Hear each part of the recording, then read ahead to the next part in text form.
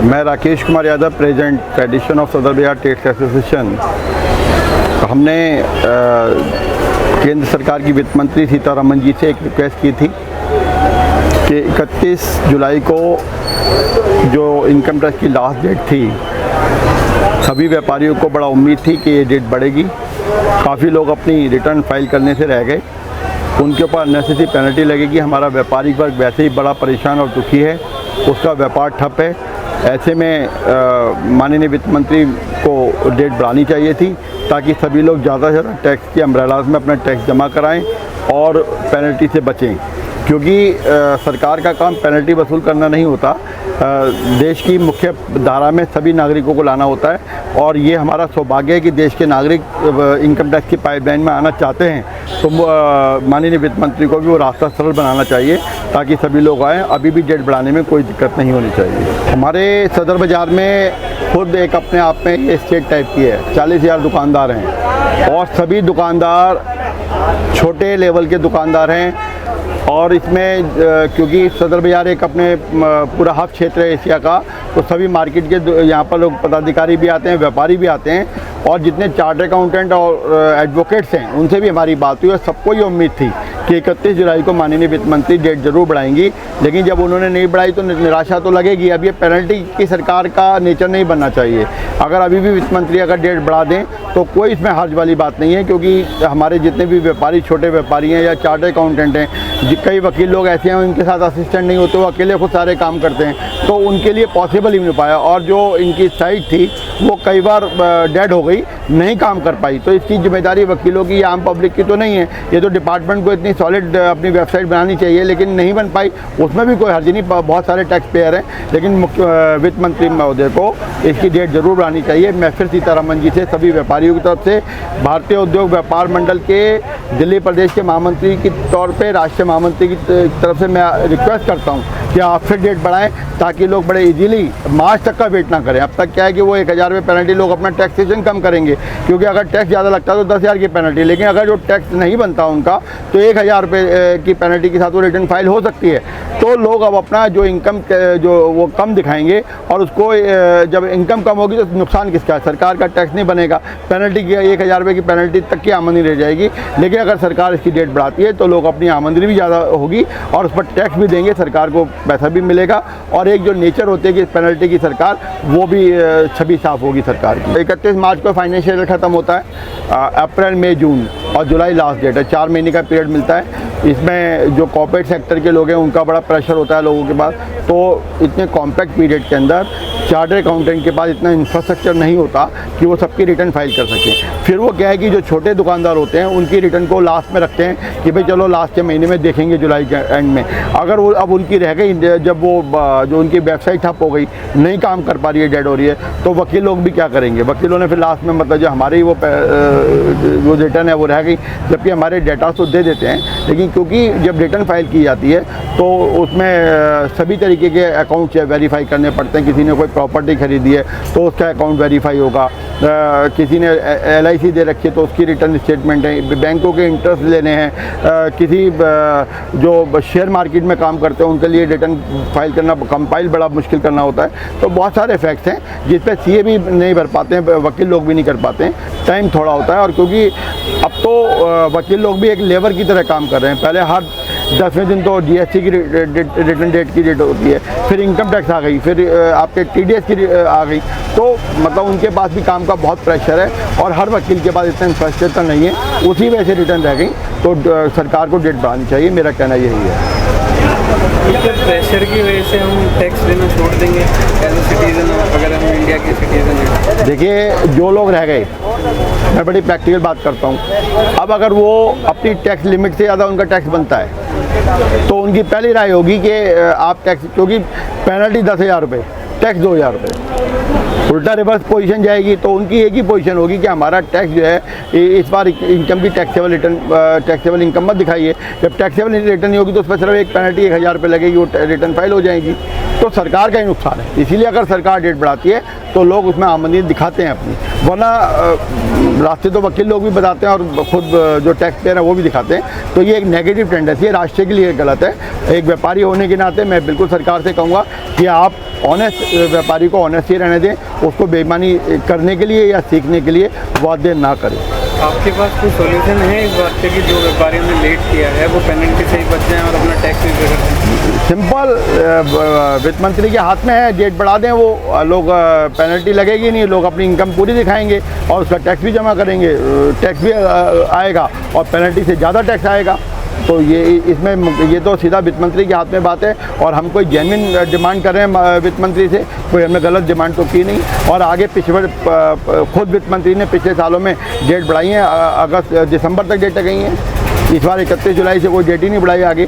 तो एक लोगों में टेंडेंसी भी होती है, वकील लोग भी सोच के बैठते हैं कि अभी डेट बढ़ेगी, जुलाई की, अगस्त जाएगी, सितंबर जाएगी, लेकिन डेट नहीं बढ़ी, उसकी पेनल्टी किसको भुगतनी पड़ेगी? जो कंज्यूमर है, जो टैक्स पेयर है, और तो कौन पे करेगा। पूरे देशवासियों को स्वतंत्रता दिवस के अमृत महोत्सव की बहुत बहुत बधाई, शुभकामनाएं देता हूं। जैसा कि हमारे माननीय प्रधानमंत्री श्री नरेंद्र मोदी जी ने देश की जनता से आह्वान किया कि हर दुकान पर, हर घर पर झंडा होना चाहिए, ये हमारे देश के आत्म सम्मान की, स्वाभिमान की बात है। हमारी फेडरेशन ऑफ सदर बाजार ट्रेड्स एसोसिएशन ने अमृत महोत्सव को बड़ी धूमधाम से मनाने का निश्चय किया। जैसे कि हमारे महामंत्री कमल कुमार जी ने बताया कि हमारे सदर बाज़ार में 40,000 शॉपकीपर हैं, 83 एसोसिएशन हैं जिसकी पेरेंटल बॉडी फेडरेशन सदर बाज़ार है। तो 83 एसोसिएशन के पदाधिकारी अपनी अपनी मार्केटों में झंडा फहराएंगे। हर दुकान पर झंडा सम्मान के साथ लगेगा, ऐसा नहीं कि उनके सम्मान में कोई कमी हो, और झंडे का अभिवादन होगा। और 13 तारीख को 2:30 बजे हमारे सदर बाज़ार के समस्त व्यापारी और सभी संस्थाओं के अध्यक्ष महामंत्री फेडरेशन ऑफ सदर बाज़ार के तत्वाधान में एक शोभा यात्रा कह लीजिए, आपको तिरंगा यात्रा कह लीजिए, स्वाभिमान यात्रा कह लीजिए, अमृत महोत्सव का हर्षोल्लास कह लीजिए आप, 2:30 बजे से लेकर ये हम लोग एक परिक्रमा करेंगे अपने सदर बाज़ार की पूरी, जिसमें हमारे पदाधिकारी होंगे और हम लोग देशभक्ति के गीतों के साथ हर दुकान को, हर यहाँ आने वाले ग्राहक को अमृत महोत्सव की बहुत बहुत बधाई, शुभकामनाएं देंगे। ये 13 तारीख को होगा और वैसे हमारे फंक्शन 11 तारीख से शुरू हो जाएंगे, लेकिन 13 तारीख को हम 5 बजे अपनी तरफ से समापन हो जाएगा। 14 तारीख को रविवार है, वो हम लोग अपने रेजिडेंशियल वेलफेयर एसोसिएशन से उसमें पार्टिसिपेट करेंगे। और सोमवार को 15 अगस्त है ही, मैं समझता हूँ कि ये पूरा देशवासी 75वां महोत्सव मनाने में पूरी तरीके से तन से, मन से, धन से और दिल से पूरी तरीके से मोदी जी के सपनों का जो साकार है कि बड़ा धूमधाम से मनाना चाहिए। मैं नहीं समझता कि कोई मकान, कोई दुकान, कोई प्रतिष्ठान ऐसा बचेगा जहाँ झंडा आपको नजर नहीं आएगा। मैं कमल कुमार, महासचिव federation of Sadar Bazaar trades associations. मेरी मेन रोड सदर बाज़ार पे कॉस्मेटिक्स और आर्टिफिशियल ज्वेलरी की दुकान है। तो जैसा कि अभी रक्षाबंधन का त्यौहार आ रहा है, कई भाई बहन वगैरह कॉस्मेटिक के सामान लेते हैं, एक दूसरे को गिफ्ट वगैरह करते हैं, तो वो बाज़ार की क्या हाल है? देखिए, बाज़ार निश्चित रूप से जब भी कोई त्यौहार या शादियों का सीज़न आता है तो ज्वेलरी हो गई, कॉस्मेटिक हो गई, इनकी सेल में इजाफा तो होता ही है। और पिछले कुछ साल से ये ट्रेंड बढ़ रहा है। इस समय पे महिलाओं का आगमन ज़्यादा होता है और ख़रीदारी भी ज़्यादा होती है। जैसा कि अभी राज्यसभा में वित्त मंत्री जी ने खुद अपने स्टेटमेंट में कहा है कि देश में मंदी नहीं है, तो आप एज अ व्यापारी आप जानते हैं सब चीज़ें, ग्राउंड लेवल पे रहते हैं, आप रियलिटी जानते हैं, क्या है इसके पीछे का सच? देखिए जी, बड़े बड़े राजनेता हैं, मैं इन सबका सम्मान करता हूँ, लेकिन सच तो यही है, बड़ा अफसोस है कि ये लोग अपने कमरों में बैठ के जो वास्तु स्थिति है उससे अवगत नहीं है। इस समय त्यौहार है तो कस्टमर है, और महीना रहेगा, दिवाली तक कस्टमर रहेगा, लेकिन बाकी 9 महीने, पिछले भी जो 9 महीने बीते, बहुत मंदी को हमने झेला है। इस तरह से कहना और जो परेशान दुकानदार या व्यापारी का मजाक उड़ा देना ये कह के कि देश में मंदी है ही नहीं, मंदी बिल्कुल ज़रूर है। कोरोना काल से जो मंदी शुरू हुई है वो अभी तक ख़त्म नहीं हुई है। थोड़ा बीच में हमको रिस्पाइट ज़रूर मिलता है, कभी त्यौहार आ गया, कभी शादियों का सीज़न आ गया, लेकिन व्यापार वो है जो 12 महीने चले। 12 महीने व्यापार चलेगा तभी दुकानदार जो है अपने हर प्रकार के खर्चे पूरे कर पाएगा, यही मेरा कहना है। जैसे कि अभी मानसून भी आ रहा है, सदर बाज़ार एशिया का सबसे बड़ा बाज़ार है, तो यहाँ भीड़ भाड़ का तो मसले आजकल होते ही रहते हैं। देखो जी, मॉनसून जो है कहने को बड़ा मौसम सुहावना हो जाता है, लोगों को बहुत एंजॉयबल लगता है, लेकिन हम सदर बाज़ार वालों के लिए मॉनसून जो है नर्क का द्वार जैसा होता है, क्योंकि हर तरफ कीचड़ हो जाता है, पानी भर जाता है, दुकानों में पानी भर जाता है, लोगों को करोड़ों का नुकसान हो जाता है। तो मॉनसून हमारे लिए कोई सेलिब्रेशन टाइम नहीं है। हम लोग तो अपना सामान बचाने की जुगत में लग जाते हैं। अलग अलग डिपार्टमेंट से हम मॉनसून से 4 महीने पहले भागना दौड़ना शुरू कर देते हैं कि नाली ठीक करा दीजिए, सफाई करा दीजिए।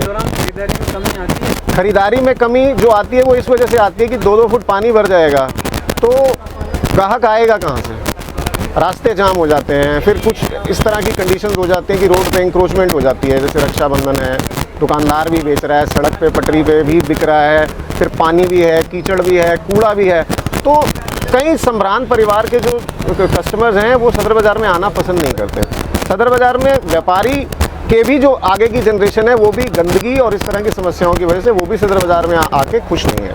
अगर यहाँ का इंफ्रास्ट्रक्चर बढ़ेगा, अगर अच्छा होगा, तभी यहाँ पे व्यापार बढ़ेगा और 12 महीने का काम भी तभी होने की संभावना है। मैं Kamal Kumar, general secretary, federation of Sadar Bazaar trades association, समस्त देशवासियों को रक्षाबंधन, जन्माष्टमी और 15 अगस्त जो हमारा स्वाधीनता दिवस है उसकी शुभकामनाएं देता हूँ। जैसा कि आप सब जानते हैं कि प्रधानमंत्री मोदी जी के आह्वान पर इस बार आज़ादी का अमृत महोत्सव कार्यक्रम किया जा रहा है। इसके अंदर उन्होंने एक नारा दिया है, हर घर तिरंगा। इसके अंतर्गत सदर बाज़ार के व्यापारी बहुत उत्साहित हैं और काफ़ी सारे कार्यक्रम हमारे बाज़ार में किए जाएंगे। इसमें जो मुख्य रूप से होगा, 13 अगस्त को सदर बाज़ार में दोपहर को 2:30 बजे एक विशाल मार्च निकाला जाएगा, जिसमें सारे अधिकतर दुकानदार देश का झंडा लेके नारे लगाते हुए या देशभक्ति के गीत गाते हुए पूरे बाज़ार में चक्कर लगाएंगे। इसके अलावा हर दुकान, हर घर पे हमारी ये कोशिश रहेगी कि तिरंगा को फहराया जाए।